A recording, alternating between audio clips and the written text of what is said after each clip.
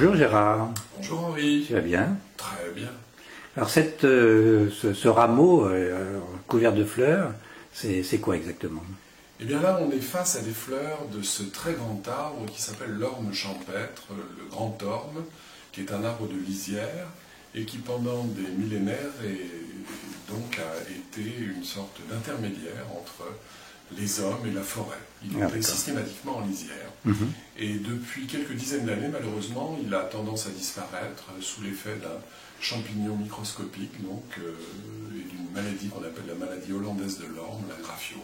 Qui donc attaque l'Ulmus procera. Qui attaque spécifiquement l'Ulmus procera. Ceci dit, il se défend et il y a des jeunes qui partent du pied, des rejets, qui vivent jusqu'à 25-30 ans, ce qui nous laisse la possibilité, malgré tout, donc, de faire une essence de fleurs d'orme, telle que le souhaitait Bach. Et donc, elle sert à quoi cette essence de fleurs? Cette essence de fleurs, elle sert à aider les gens qui se sentent submergés, qui se sentent décalés, et surtout par rapport donc aux responsabilités qui étaient les leurs, qui sont souvent des responsabilités importantes, soit au niveau professionnel, soit au niveau familial, et qui, pour une raison inconnue, n'y arrivent plus alors qu'auparavant, ils réussissaient parfaitement. Absolument, absolument, et ils tenaient effectivement soit l'entreprise très importante, soit leur service, soit leur famille, soit leur ménage.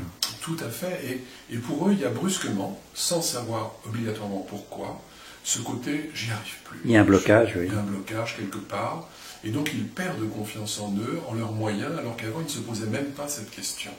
Donc ça peut être très grave pour leurs subordonnés dans le domaine du travail, mais aussi pour leur famille, évidemment. Tout à fait, c'est quelque chose qui peut être absolument redoutable si, effectivement, on laisse ces gens partir un peu dans ce genre d'humeur ou d'état d'esprit. Mais justement, quand ils partent dans ce genre d'esprit, ils arrivent où? Eh bien, pour eux, il y a un côté de désespoir, il y a un côté de désespérance même, parce qu'ils font bien la différence entre ce qu'ils savaient, ce qu'ils faisaient avant, et ce qu'ils ne font plus. Et donc le fossé s'élargit de plus en plus, et ils se sentent de plus en plus, je vais dire une expression triviale, à côté de leur pompe, décalés, désorientés, et finalement submergés, et ils se laissent... Proche de la dépression, quelque part. Oui, il y a quelque chose de très net là, en tout cas pour eux.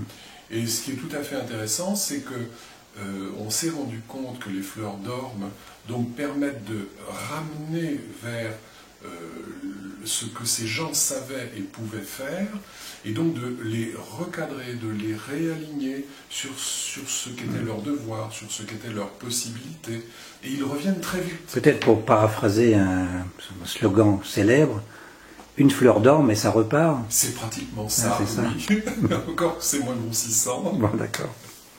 Bon, bah, écoute, à bientôt Gérard. À bientôt Henri.